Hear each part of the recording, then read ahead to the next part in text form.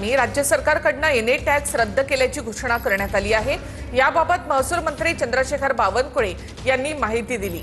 रहिवासी औद्योगिक राखीव क्षेत्रामध्ये घर बांधण्यासाठी किंवा व्यावसायिक उपयोगासाठी एनए करण्याची गरज नाही अशी माहिती सुद्धा चंद्रशेखर बावनकुळे यांनी दिली आहे।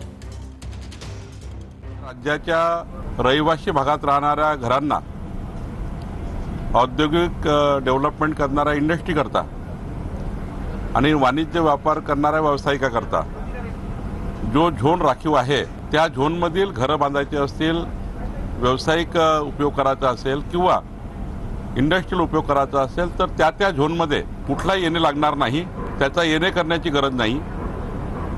आणि सोबतच एनए टॅक्स हा रद्द करण्यात आला आहे। आत्तापर्यंत जेवढा एनए टॅक्स आहे तो रद्द करून एकही त्या ठिकाणी जनतेकडे आम्ही